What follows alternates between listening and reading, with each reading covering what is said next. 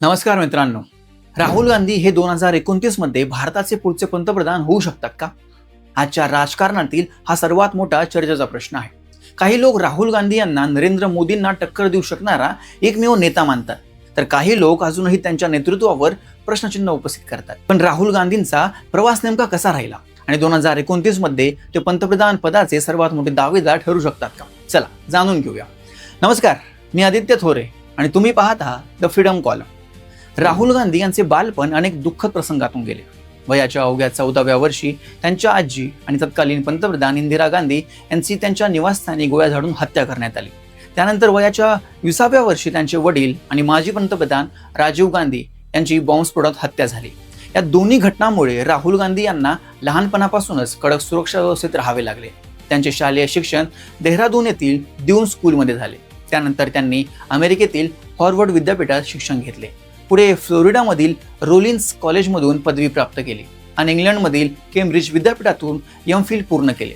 शिक्षण पूर्ण झाल्यानंतर 1995 ते 1998 या काळात राहुल गांधी यांनी लंडनमधील मॉनिटर ग्रुप या कंपनीमध्ये मॅनेजमेंट कन्सल्टंट म्हणून काम केले. भारतात परतल्यानंतर त्यांनी बॅक ऑफ सर्व्हिसेस नावाची टेक्नॉलॉजी आउटसोर्सिंग कंपनी देखील सुरू केली. त्यानंतर राहुल गांधी काँग्रेस पक्षाच्या राजकारणात सक्रिय झाले. 2004च्या लोकसभा निवडणुकीत त्यांनी अमेठी मतदारसंघातून पहिल्यांदा निवडणूक लढवली आणि खासदार म्हणून निवडून आले. याच निवडणुकीपासून त्यांच्या राजकीय प्रवासाची औपचारिक सुरुवात झाली. 2009च्या लोकसभा निवडणुकीत राहुल गांधी यांनी उत्तर प्रदेशात झंझावती प्रचार केला. त्यांच्या प्रचाराचा परिणाम असा झाला की काँग्रेसला देशभरात 206 जागा मिळाल्या, तर उत्तर प्रदेशातही काँग्रेसने 21 जागा जिंकल्या. त्या काळात अनेक राजकीय विश्लेषकांना वाटत होते की राहुल गांधी हे काँग्रेसचे भविष्य आहे. मात्र पुढे परिस्थिती बदलली. अण्णा हजारे यांच्या भ्रष्टाचार विरोधी आंदोलनामुळे युपीए सरकारची प्रतिमा मोठ्या प्रमाणावर खराब झाली.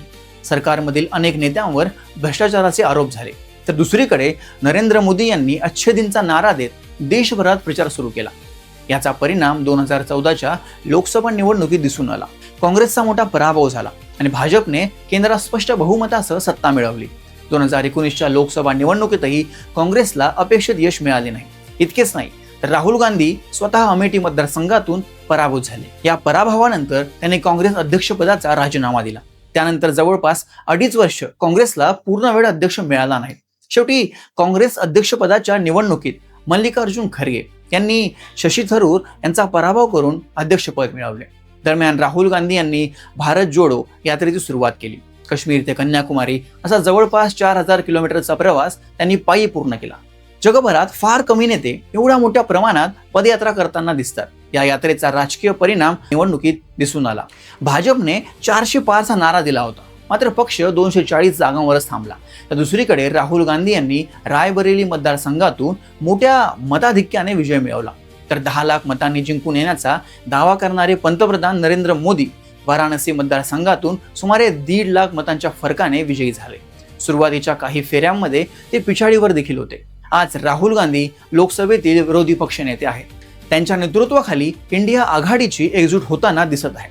अनेक जण त्यांना नरेंद्र मोदींना थेट टक्कर देऊ शकणारा एकमेव राष्ट्रीय नेता म्हणून पाहत आहेत. मात्र आता सर्वात महत्त्वाचा प्रश्न, 2029च्या लोकसभा निवडणुकीत राहुल गांधी भारताचे पंतप्रधान होतील का? काही लोकांचं मत आहे की भारत जोडो यात्रेनंतर राहुल गांधी यांची प्रतिमा मोठ्या प्रमाणात बदलली आहे. तर काही लोकांचे म्हणणे आहे की काँग्रेसची संघटना अजूनही अनेक राज्यांमध्ये कमकुवत आहे आणि भाजप अजूनही देशातील सर्वात मजबूत राजकीय पक्ष आहे. त्यामुळे 2029ची निवडणूक राहुल गांधींसाठी सर्वात मोठी परीक्षा ठरणार आहे. राहुल गांधी देशाचे पुढील पंतप्रधान होतील की नरेंद्र मोदींचे नेतृत्व असलेला भाजप पुन्हा सत्ता राखेल? याचे उत्तर येणारा काळच देईल. तुम्हाला काय वाटते? राहुल गांधी 2029 मध्ये भारताचे पंतप्रधान होतील का? तुमचे मत कमेंटमध्ये नक्की सांगा. आणि व्हिडिओ आवडला असेल तर लाईक करा, चॅनलला सबस्क्राईब करा आणि बेल आयकॉन दाबायला विसरू नका. धन्यवाद.